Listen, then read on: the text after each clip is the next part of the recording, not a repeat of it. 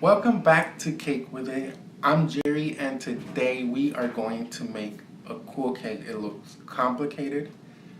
People will think you're a professional, but it's the easiest cake we've ever done. And you're going back to kindergarten. This is watercolor cake. We're watercoloring today. Alex is in kindergarten. I'm just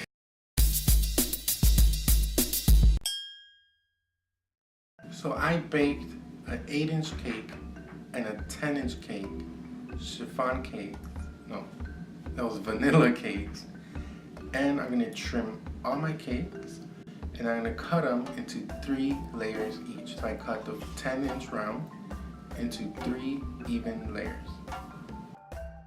Then I trim my smaller cake and I trim the top part off just to get that caramelization. And I'm also going to trim that into 3 even layers. And Alex came up with an idea, and it works because we needed something more dramatic when it came to soaking your cakes, which sounds, when it came to simple syruping your cakes. And we came up with something that's a little bit what, Alex? Extra, but it works. So soak your cake.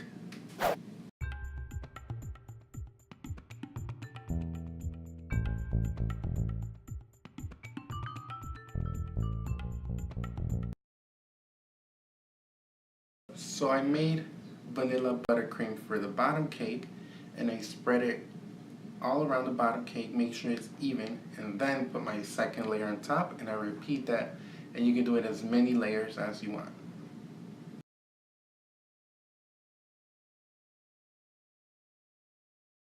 And then next, I cover the top of the cake, and then I cover the sides of the cake, and that is called, what is that called?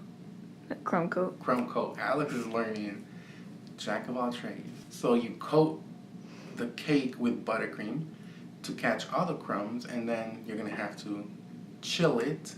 So you gotta chill your cake, and then crumb coat again. And then cover your cake again, the second layer. We haven't slept much. Then I do the same thing and I repeat the same process with the smaller cake.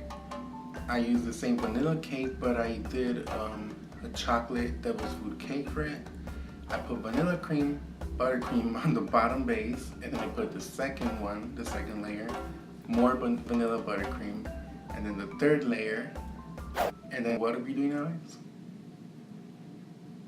Crumb coat. Crumb coating the cake, and then we chill it. Chill. Next, I roll out my buttercream, and I like to roll it in cornstarch, not powdered sugar, because then the moisture affects it. What did I say? You said buttercream. No, I didn't. Yes, you did. We're gonna have to play that thing. So next, I roll. I didn't say buttercream. Yes, you did.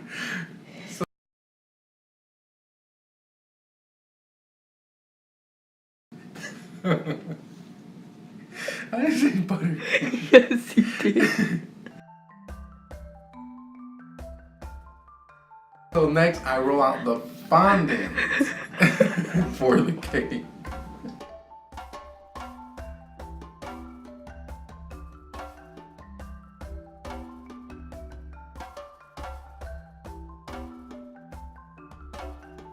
Next, it's good to invest in a fondant smoother, and I use that to smooth out the top and then smooth out the sides. And again, I use my fingers again to smooth out the other side and make sure it's all to the bottom. Like I say, you have to pull the fondant and then smooth it to the bottom to get a nice edge, smooth out the edge. And then you trim your cake.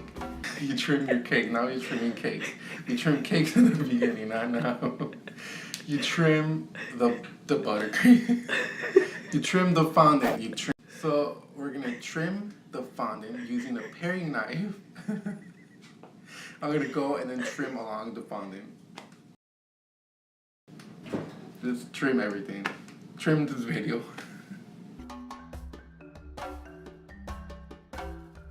And since this cake is bigger, you can use your rolling pin to roll out the fondant and then roll it over the cake. Just make sure you roll it evenly, not leave it hanging. And then again, you use your hand, smooth out as much as you can.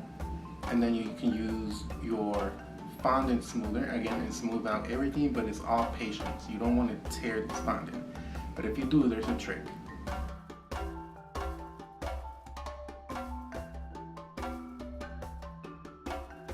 So I always trim the fondant around the cake very roughly just to get rid of the fondant so it doesn't hang.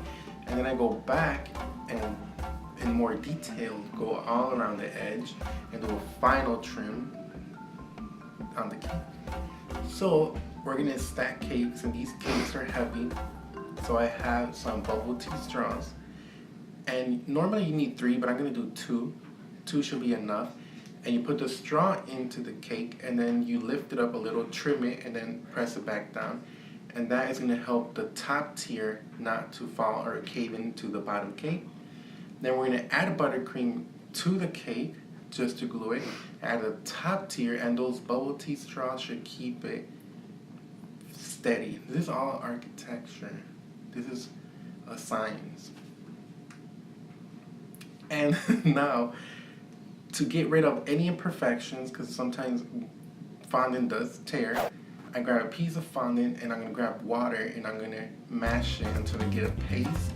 And with that paste, I'm going to smear it and fill in all the cavities on that cake, all the edges around the cake, and make sure that everything looks smooth. Then you stir it, and that's going to be our watercolor base. But for the green, I added silver luster dust to give it shimmer to the cake. Then using one brush stroke, I dip it into the green, and you start from the bottom and then you brush it fast to the top. And you repeat that, and that's going to create the grass.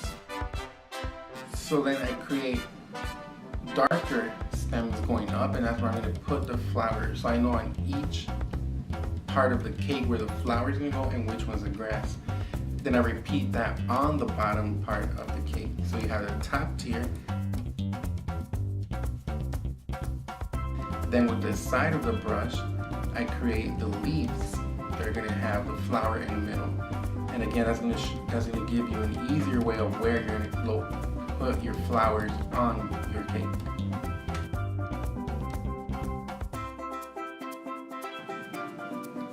So we kept having issues with that video where I was going to show you how I painted each flower, and problems always show up. But I did make a giant flower in the middle of the cake, which I will show you how. So just follow what I did with the giant flower, and you're going to make them smaller on the side, because I think Alex messed up on this one, and he messed up the audio and the video for that. Right, Alex? It's all Alex's fault. Blame Alex. If it doesn't color and it's dry, then you gotta dip it more, add more vodka or alcohol. I use a cookie cutter in the center of my cake just to give me a guide where the center part of, what's the center part of the cake, of the flower called? I don't know, but to give me the center part. And then with brush strokes, you start off where the center is, and then you pull it out away from you. And you're doing a fast motion. If you're doing slow, you're not going to get a petal look for this.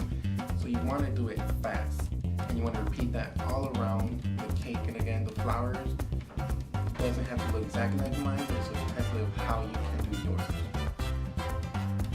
So I repeat that again to give it a second dimension with a red color, and then I'm going to dab. Alex, no, I'm not going to dab.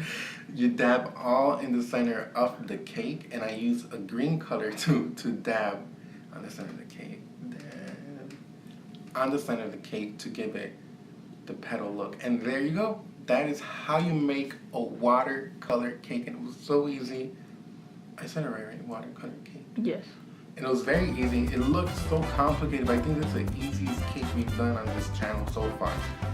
And I have another watercolor cake coming soon, which I will show you. But again, it doesn't have to look exactly like that, but this is to show you how you could create one flower with just one stroke. And then with other cakes coming along, I'll show you how to create different strokes and petals.